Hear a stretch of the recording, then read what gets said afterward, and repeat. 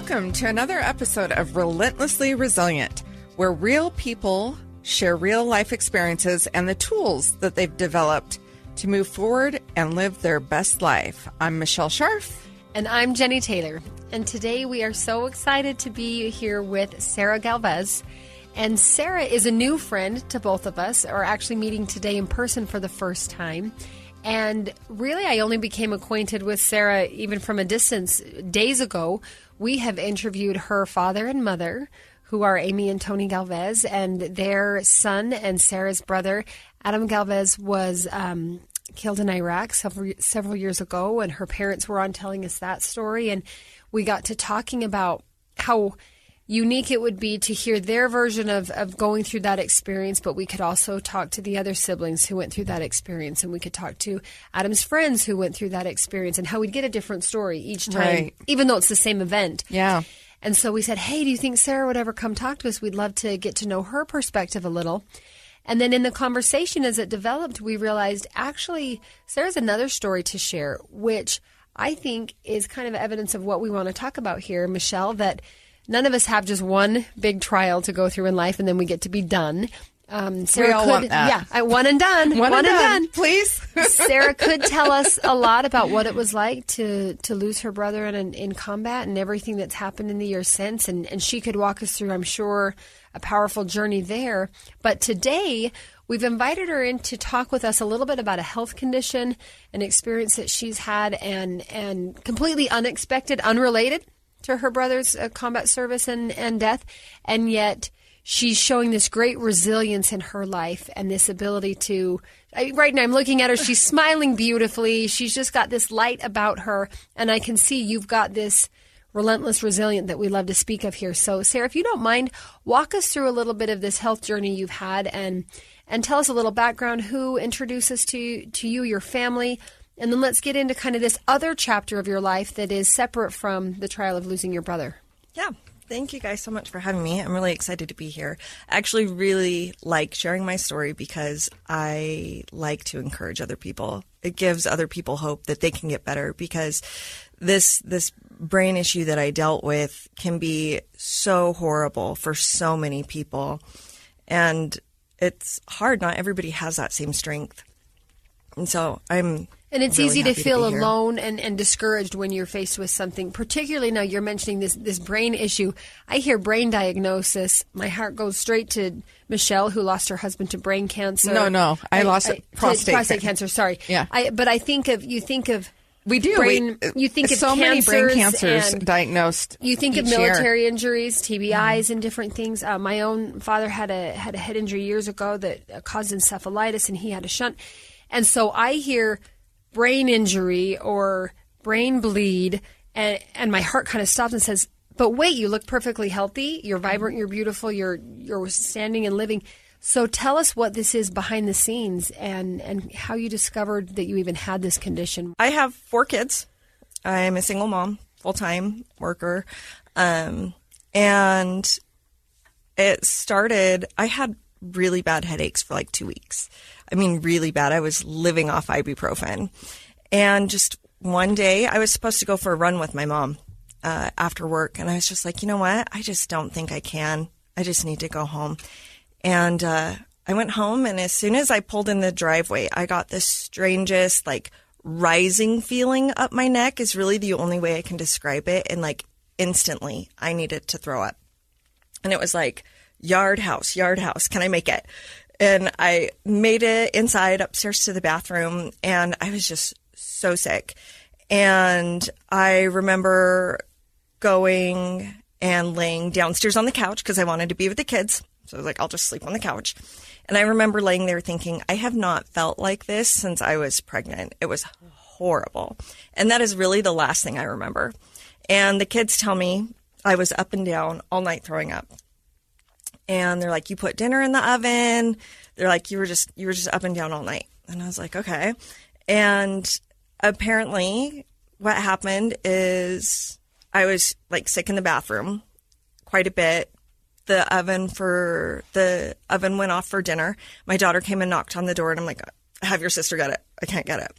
And at some point I passed out and I hit my face on the towel rack right by my eye and hit the bathtub, and I was unconscious for a while.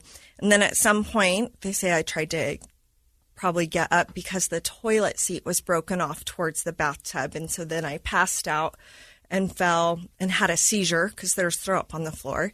And piecing together, you know, when I used my phone, text messages, called people when the kids came in, said that dinner was ready. I was unconscious for about 2 hours total. Yeah. But you're not remembering this. This is a story that the kids have either told you this is what happened, or you're finding evidence because the vomit's on the floor. The doctors are great investigators, piecing together the bruises on the body. Okay, this was broken off. There's throw up on the floor, you know, and so they're able to, the doctors are really Give me a year on this. How recently or long ago was this? 2015. Okay, so a few years back. Mm-hmm. Yeah, and I woke up the next morning at I think it was 4:30, and my mom was calling me, and she was freaking out. And she was just like, I'm coming over right now. I am on my way. Oh my gosh, I'm coming. I'm like, why are you coming to my house? Why are you calling me? It is 4:30 in the morning. And she said, you called me and you were crying and you said you were sick and you had a black eye and you didn't know how you got it and you just couldn't take it anymore. And she's like, I'm coming over. And I was like, Mom, I am fine. I do not know what you're talking about. I don't have a black eye. I'm not sick. I don't know what you're talking about. And she's like, I'm coming over. And so I decided to get up and go look in the mirror. And I had the most incredible black eye. Wow. I mean, insane. And so I was just like, oh my gosh. And so she came over and she was like, that's it. We're going to the hospital right now. And I was like, no, I have to take the kids to school. We can't. I have things to do. I'm mom. Yeah, I can't be sick. Yeah, it's like, I'm mom. I have things to do. I have to get all the kids to school. You just didn't have memory of what had happened? Mm-mm. Somehow you got to bed and when you woke up, you weren't having pain or? I do remember laying in bed thinking, I can't lay on this side of my face because it feels like it's going to pop. I do remember that. But that's really, that's it. And so she was... headaches for a couple of weeks leading up to this day. Mm-hmm. And then your mom's like, hey, this is not normal. We got to figure this out. Yeah. And so she came over and I was like, I can't. Sorry, I'm not going. I was like, I promise I'll go to the doctors after I take the kids to school. And she was like, you're really coherent.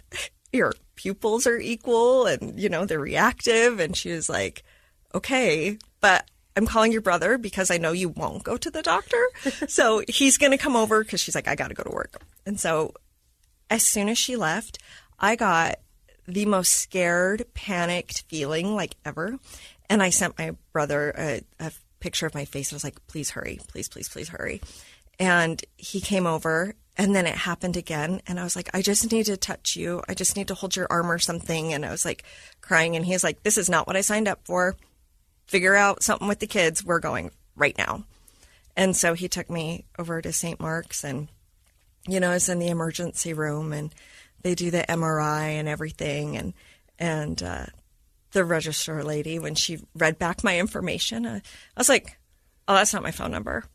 And they're like, well, whose phone number is it? I'm like, I don't know. It's not mine. And that's when they're like, oh, okay, she's got some more problems. And, the nurse is coming, going, and I was like, oh, where's my other nurse? And she's like, I'm the same nurse. And it's like, oh, and every time she came in, I thought she was somebody different. But I knew better than to keep asking her because I was like, oh, great, they're going to think something's real wrong. So you're catching on to the fact that you're not really remembering these moments ago. Yep. And, when my parents got there, my dad, first thing is he's like, we have a hereditary condition, cerebral cavernomas. He's like, just so you know, we have it. And the MRI came back and it showed 5 of them. And the doctor, though, he said, that's not what this is. And my dad's like, that's exactly what those are. And he's like, that's not what these are. So they started there with kind of that misdiagnosis. Then they thought it was meningitis. And then they're like, it's not meningitis. It's herpes in the brain. And so they treated me for that with these antibiotics that were horrible antibiotics. And it was hard because they didn't listen to a lot of the concerns my parents had. And some of these stories I think are great. There was a red digital clock across from my bed in the room, and I would tell people that I didn't like it because the time on it was never the same. Oh, those numbers keep changing. And I was like, I can hear people talking all the time. And, the nurse was like, oh, she can probably hear the TV in the waiting room, and so just all these little things. And, so I finished that round of antibiotics and they sent me home and I went to work and I was driving and all these things. Still having headaches at this point? Or did that I don't remember. Okay, hard to say. Yeah, I don't remember. Are you still having memory issues? Yes. Okay. I do. But you're driving and showing up to work and still being mom to these 4 kids. Uh-huh. Okay, so tell us what happens next, because that sounds like that's not very sustainable. Now, are you with all of that? Are you married? No. Okay. I'm divorced. Okay, so single mom, 4 kids, responsible. Yeah. Or school-age kids that need to get up and get places and be fed, and she's got to get to work. Well, like I was doing things and I wouldn't remember, like my mom, she would come over and she'd point out these flowers in my front yard, like geraniums. And she'd be like, yours always look so much better than mine. And I'd be like, I don't even know where those came from. And she's like, we bought them together. And every time she'd come over and she'd say that. And I'd always be like, I don't know where they came from. And I was going to work and doing everything and just not remembering things really well. And, the family was keeping tabs, and they made sure to let the kids know, hey, you got to watch mom. But I was at work one day, and I guess I was like slurring my speech. I was kind of stumbling into the walls, and they called my family, and they're like, you need to come get her. Like, she's not okay. You have to come get her. And I stood up in the office, and I yelled at one of my coworkers and like pointed my finger at her. I'm like, you called my mom. I know it was you. I'm like freaking out in the office. And, my mom comes, and I'm like, I'm not leaving. I'm not going. And they're like, we will carry you down the stairs. You can either leave yourself or we're going to take you. And so I finally went. And, my parents called my dad's neurologist. And I was like, there's something wrong. You have to see her. And I know I was at home because I didn't want to go to the hospital and I wanted to go shopping. And I was kind of like throwing a fit. Like, I didn't need to go to the hospital. I wanted to go shopping. Wow. And eventually they got me there, and I kept insisting that I didn't need to be there. And I was like, give me a sobriety test. I was like, you'll see, I'm fine. And so finally they're like, okay, touch your finger to your nose. My eyes are open, and I'm like touching my forehead. I'm touching my cheek. Wow. So you couldn't even connect that. I couldn't even touch my finger to my nose. And, I'm walking to my room, and my mom has video. My dad's holding my hand, and I'm swaying, and I'm like, I can feel myself walking. It's like I can feel my footsteps. And so that's kind of like where it got, So that's kind of the turning point where you're like, okay, something's really wrong here. Mm-hmm. Whatever they thought it was and treated with antibiotics was not didn't solve the problem. Now you're trying to go to work. That's not working. You're trying to just go about your life at home. That's not working. Mm-hmm. We're going to take a quick break here and then come back and let's find out what you did discover. What did the doctors find out? And then how did you get through that once you knew this is something that's not magically just going to go away with antibiotics or otherwise? We'll be right back.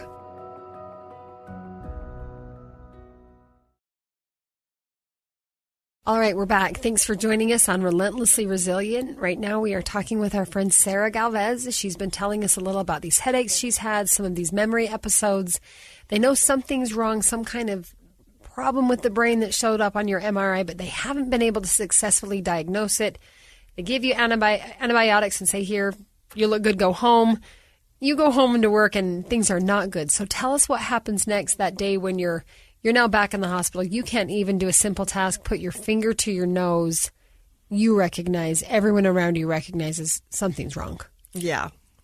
Well, I was at the University of Utah, and right away they knew what was wrong. I had limbic encephalitis, and then they said that I had the cerebral. cerebral. Can you explain that for us? What's limbic encephalitis? Encephalitis is swelling in the brain. That's all encephalitis is. And limbic encephalitis is the area of the brain where it was swollen. Okay. Mm-hmm. So that's what that was. And then the cerebral cavernomas are... And that's the 5 spots that showed up on that MRI. Okay. Yeah. are formed because the veins don't stretch properly. They don't expand to increase blood flow. And so the blood will kind of pool up in it, and then it bubbles out kind of like a raspberry is what it looks like. Wow. So it looks like a raspberry So you've spot. got these 5 spots in your brain that have these little raspberry type of vein problems in addition to the swelling of the brain in the limbic area. Yes. So now what? I mean, that to me sounds like a pretty unique diagnosis. It doesn't sound super common, like, hey, you've got strep throat, take this medicine and feel better. How did they try to treat it? How did you get through that? What was that journey like with that? Now you're finally getting a correct diagnosis. Now what? I was in the hospital for another week. They put the EEG on so they can monitor the brain, for like seizures and all of that kind of stuff. I had a lot of MRIs because they weren't sure what was causing the swelling, the encephalitis. I had, several lumbar punctures. They were looking for certain things. They were going to do this thing where, like, they basically filter out your blood and clean it and put it back in. Put it back in. I've heard of that, yeah. Yeah. And then last minute they decided not to. Yeah. So I don't know what they did there. I know they'd come in and they ask you questions every day. Like, they make you do math. And it's like, you know what? People can't do math when they don't have brain injuries, okay? And they ask you metaphors and stuff, They make you tie your shoes and walk backwards down the hallway and, like, ridiculous things. So I don't know why they let me go home, but apparently whatever they were doing was good and done. I had home health care for a while, which I would say that was probably one of the hardest things, is being, I think I was 32, and I have an IV in all the time. I have a nurse that comes to my house twice a day, sorry. And that was, like, really depressing that you have to have a nurse come to your house to help take care of you. I couldn't stay by myself because I couldn't remember anything. I would be like, oh, where's my kids? And they'd be like, they're downstairs. 5 minutes later, it's like, oh, where's my kids? They're downstairs, or I was laying in bed one day. There was a while I couldn't even, like, get out of bed. And, my mom tells me she came upstairs to talk to me, and I basically have, like, the drunk spins. I'm hanging onto my sheets so I don't fall off my bed.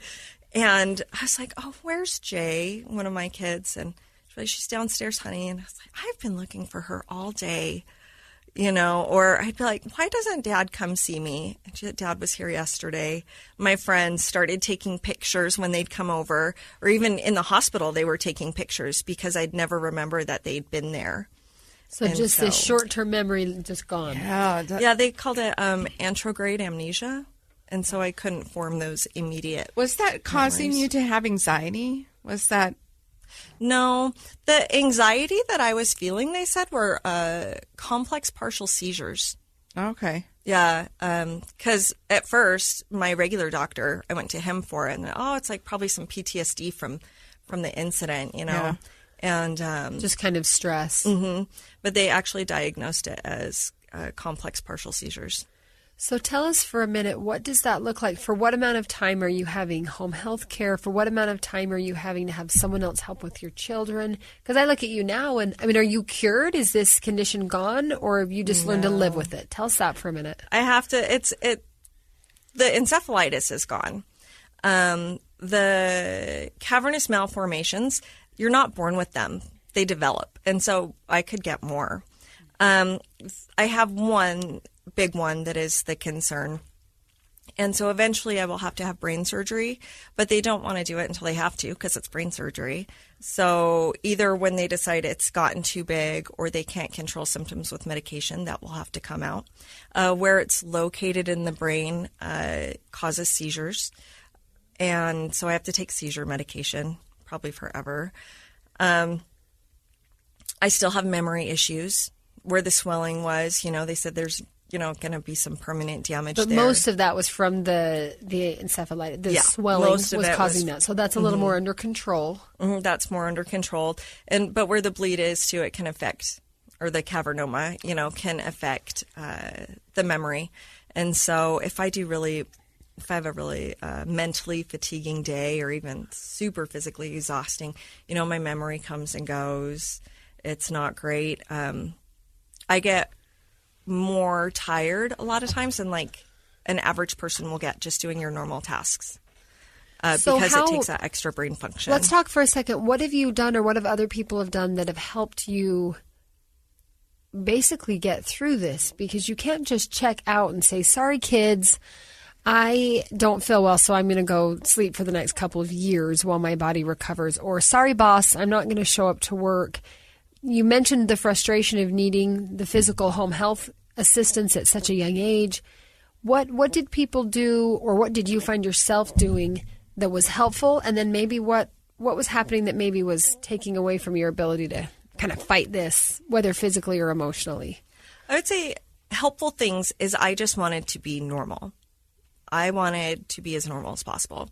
So, when my nurse would come over and she'd give me my medication and stuff, I would sit outside with my little fanny pack that had the IV medicine in it. I'd take a selfie and post it. You know what I mean?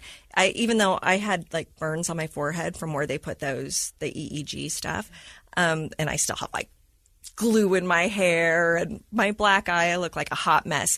But I'd sit outside in the sun, I'd smile, I'd take a picture, I'd put on Instagram, anything to make myself feel normal.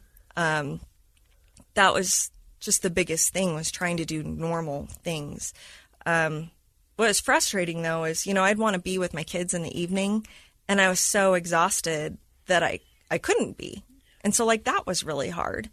I did sleep probably like 18 hours a day. I went to the U like every week for doctor's appointments for like months. And I have one picture that I took where I'm in my hospital gown getting another MRI. And it's just, I was so just like drained and so over it. And it was so hard. And I took that picture just for that reason, that, I post all these happy pictures, but it isn't always happy. It's hard. And so it's like, I do things like, I want to go to the store. It's like, I want to go to TJ Maxx. I want to go shopping. I want to go grocery shopping. And they're like, if you go grocery shopping, you have to sit in a wheelchair. And I'm like, I don't want to sit in a wheelchair. I want to walk around the store, and so just trying to do those normal things is really, I think, what made it the best. So did you have to kind of exercise yourself back up to being able to not have to sit in a wheelchair at the grocery store, for example? Did you have to kind of really push through the physical strength of it, or little by little, or did you just have to be really patient because you didn't have that capacity for a while? I had to be patient. I couldn't live by myself because I couldn't remember anything, right? I got kids and I don't even remember they're downstairs. So it was more like I had to wait for people to let me. I remember when I wanted to go get the mail, and it's like, I'm going to walk to the mailbox by myself. It's like, don't even try to stop me. Like, I'm going by myself. And did you make mailbox. it? Yes, I did. Okay. And how did that feel, like that little victory? Like, what? It was great. It was amazing. And it was amazing that even though I'm sure they were watching from the front door. Sure. What if she falls? I went by myself. When I was able to start locking the door when I showered again, because you're like, you can't lock the door. That kind of stuff is really frustrating. So then when you can, it's like, great. It's amazing. And so that kind of stuff, the hardest stuff was that, people wouldn't let me make my own decisions. And I would try and do these things, and then I'd be so exhausted. By the end of the day, I've just been up for a little bit. It's like my speech is slurred. I can't spell. I can't read. I can't do any of these things. And it was just so hard that I felt like I didn't have control over my life in that way. Do you feel like you've gained some of that back? I look at you, I would not think you slur your speech. I would not think you've got a hard time remembering what we're talking about, or that you have a hard time walking through the grocery store. So do you feel like you've got most of your capacity back now with the medications you're on? Do you still have to kind of limit yourself? What do you do when you've reached your limits? What does it look like today, 2020? I think I am really in a good spot. I'm better than most people that have had this kind of thing happen. Way better than those people. And I've learned to kind of listen to my body. I can tell, it's like, okay, today is not a good day, and I'm really tired. and I'm going to have to go home early because I, you know, when I go into the office or something, and I'll tell my kids, like, I have to go to sleep. Like, I literally feel like I'm going to die if I don't sleep. And I have tells, you know, like my speech gets different and stuff like that. And so the kids know, like, okay, Mom, you should go take a nap. Mom, you've had enough. You need to go lay down. You need to go lay down. And so, you know, that stuff happens. I have memory issues and, you know, just not being able to remember a lot of things. And a lot of people are like, oh, yeah, you know, I never remember where my car keys are. Or I'd forget my head if it wasn't attached. And it's not like that, though. Yeah. It's not This like isn't that just I walked into the other room and can't remember why I came in here. I'm like, yeah. Yeah, it's so not really, like really that. quick before we go to our next break, can you tell us how about the kids? How are they now? How were they through this? How did they? I mean, that's a lot for 4 kids, single mom. How did the kids do with everything that was going on? It was really hard for them at the time because I couldn't remember. I couldn't remember that we did things. You know, like one of my kids, she had this cute little stuffed animal. I was like, oh, that's cool. You know, did somebody give that to you? And she's like, we bought it together at the store last night. And it was hard because I'm a very independent person. And they said basically I had the mentality of a 14-year-old, a snotty 14-year-old. Wow. You know, An independent, snotty 14-year-old. I can't be Mom. I can't remember anything we do together. And they know that they have to watch. And so it was very difficult for them because nobody knew, is it going to get better? Is she always going to be like this? Is it going to get worse? Is it going to get worse? Yeah. Exactly. That anxiety. I'm thinking for kids to kind of watch Mom fall apart a little bit and wonder, it'd be so nice if you knew how the story ends. This is going to last this many days or this many months, and then all of a sudden magically it will go away. But that ongoing, I mean, fortunately it seems you've improved quite a bit. And, oh, yeah. And you're in a good spot now, so. Yeah, they know, you know, like I said, I have tells. They know that they need to watch. They know, you know, hey, if she's really not right, you know, call someone. But I have those tells and they'll be like, okay, Mom. And if I'm not doing well, too, I'll be like, somebody needs to watch her. We can't all leave. Somebody needs to stay with Mom, make sure that she's okay. And it's hard. So my youngest is 13. And just, I don't know, maybe a month ago, we went to bed late. And I come out of the bathroom, and he's standing in my room, and I was like, what are you doing? Why aren't you in bed? And he goes, I thought maybe you had a seizure in the bathroom. And I was like, why would you think that? He goes, well, I didn't know how long you'd been up and been in the bathroom for. And I was like, honey, I haven't had a seizure like that in like 5 years. He carries that worry, though. Yeah. From a child's perspective, he was 8 when you first had the problem starting. So he's been through that from a young age. Mm-hmm. Wow. So it really hasn't resolved. You're going to live with this for the rest of your life. Mm-hmm. And when we come back, we can talk about that and how you face the future and understanding that these are going to be the issues that you're facing and how do you move forward. So we're going to take a break and we'll be right back. Welcome back. I'm Michelle Scharf and I'm here with Jennie Taylor and our guest, Sarah Galvez, and we were just talking about this challenging situation that you find yourself in, these health complications, and they're not going away. So how do you face the future of moving forward, not knowing, not really having an answer or a cure to look forward to? I think a lot of it is attitude. You have to have a positive attitude, and you have to be optimistic. Eventually one day I'll have to have brain surgery, and they say that, you know, that I love how she says that so nonchalant. Like, eventually one day I'm going to have brain surgery.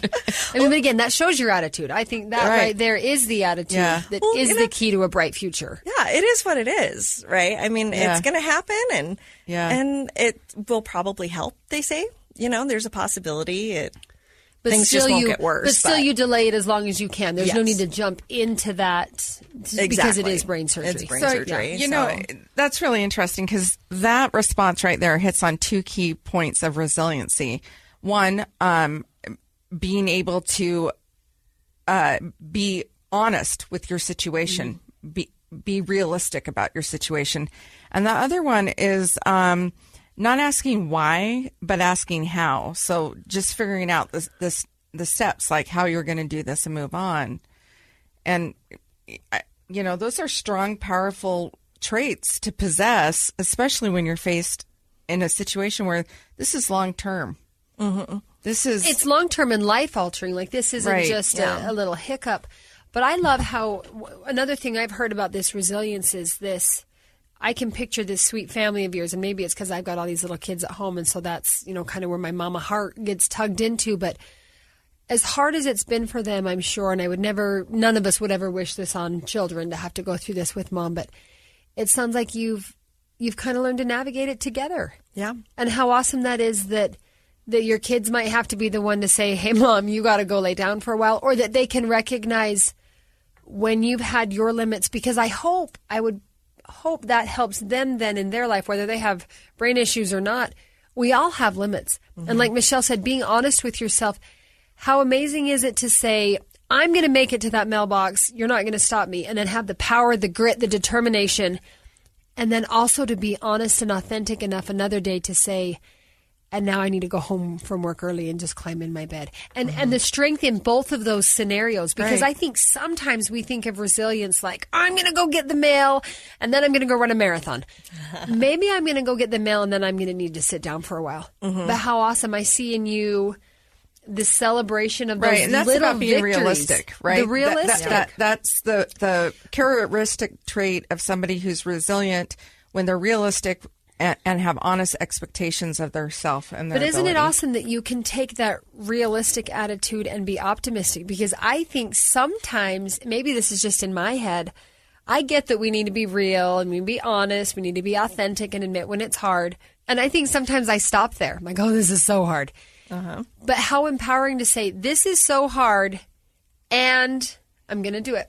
Yeah. I'm going to have brain surgery one day, and it might help. And maybe somebody will bring me flowers or chocolate in my recovery room. Like, that's what I see you saying when most people might be, oh my gosh, I have to have brain surgery someday. And I personally have a tendency to live the next 50 years right now, and I worry about everything, and I wonder about everything, and I ask why. I don't so much ask why. I'll ask how, but in a very defeating way. How am I going to do this? How's that going to happen? How's that going to work? That doesn't make sense. And then I get in my head, and that's not resilient. Right. But the resilience to be able to say, you know what? This is going to happen, and we're going to do it, and we're going to just take one step at a time, and that's how. Yeah. And my daughter's going to help me, and my son's going to help me, and my mom's going to help me, whether I want her to or not. She's going to show up, and that brother of mine's not going to let me fall apart. He's going to scoop me up and say, get to the hospital. But I see that family, and whether your family is your biological family or your coworkers or your friends, the importance of that, the human networks we have that for one will cheer you on and say, yeah, you got this. And sometimes we'll say, that's enough. You need to go lay down. Like, I think that's such an empowering thought that these people in our lives who serve to strengthen us and comfort us and help us, sometimes they do it by a little bit of tough love and you got this. And sometimes we have to be humble enough to listen when they say, go lay down. Mm-hmm. That's enough. You've done enough today. Yeah. Yeah. Wow. What a story. And I think we're so used to in life, we watch Hallmark or cable or whatever, and everything is so tidy, right? Wrap it up, tie it with a bow. Right. Yeah, and it's not. It ends up with, most stories end up where we can psychologically be satisfied with them, you know? But life isn't actually that way at all. And I really appreciate you coming in and sharing this story because I think you will help and inspire other people who hear this. It's important that we start talking and having these conversations. Yeah. Where we say, look, it's not all rainbows and sunshine, and sometimes bad things happen, but it's not always bad things happen and then you're done. Yeah, and the doom and the doom and gloom. And it's over. And sometimes people really have to live facing challenging lives. Yeah. A life that isn't as easy as somebody else's. And over time that can be wearing. Yeah. Well, I mean, like 2 years ago, I had to get an ambulatory EEG. So they put all the stuff on your head and you get to go home with it. Yeah. And they say most people will just lock themselves in their house while they have it. Because, I mean, you look ridiculous, right? Yeah, I had one of those before. So I went to work. Monitors all over, cords and cables. I walked all 5 floors. I made sure to go say hi to everybody. I wore that and proudly. You probably took a selfie of it and posted it. Okay, I've got to come. I've got to follow you. Yeah, and that was not my experience. I hid in my room.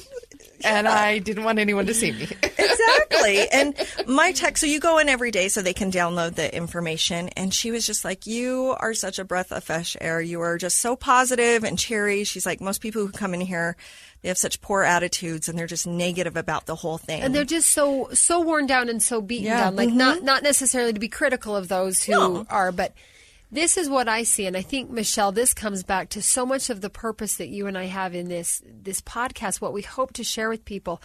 If I were to look at you, Sarah, I wouldn't think you got a thing wrong in the world. I mean, you're beautiful, you're bright, you're smiling, you gorgeous. And so how easy would it be for me to sit here across the table and think, yeah, her life's great, but my life has this and I have to do that. And it's hard for me to do this.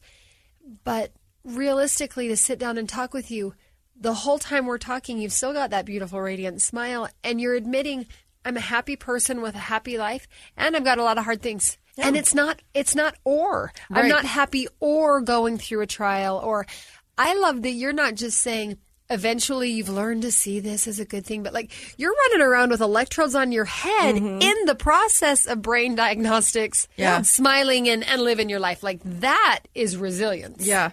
I think having the attitude, being positive as you can be, it just makes such a difference. And like you said, being honest about it. I had to go to cognitive rehabilitation therapy this year.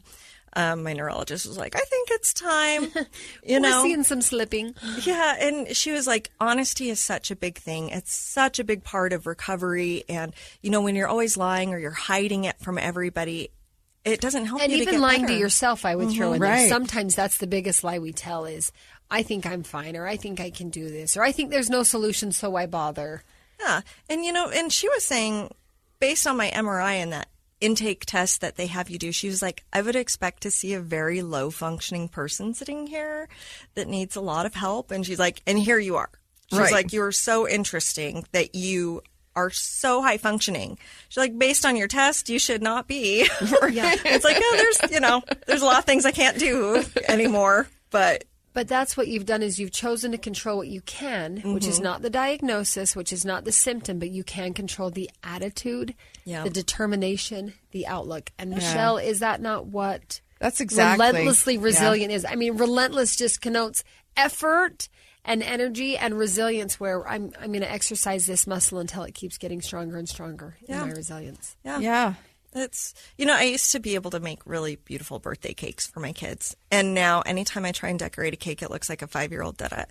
And sometimes I feel really bad. I just apologize to the kids. I'm like, I'm so sorry. Like, I'm really going to be able to do it this time. And people are like, I think that giving up your cake decorating skills for everything that you can do, it's a pretty good trade-off, I'm thinking. Yeah, because with that type of encephalitis, they say that you should have long-term brain damage, like learn how to walk again, talk again, eat again, everything. And they're like, and you were able to leave the hospital and drive.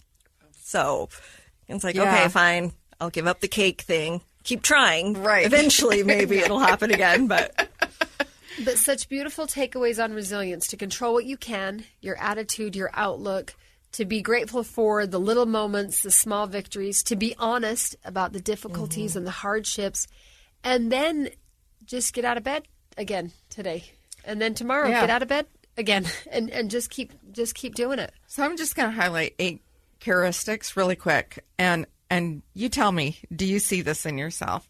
They are able to detect the cause of their problems. Yeah, I think so. They know how to handle their emotions. For the most part. Yep. Except for the moments when you can't, right? And that's just part of. But I think even letting yourself feel that range of emotions is handling it. Like letting yourself be angry for a minute, or acknowledging that you're sad or that you're struggling. I think that is handling. I don't think handling means sweep it under the rug, right? They keep calm in stressful situations. Which I'm good at that. Yeah, it sounds like you are. I've got a lot to learn. They're realistic. They trust themselves. They are empathetic. And they are able to motivate themselves. And they don't ask why, they ask how. I think you check every single box. I think you have an amazing story.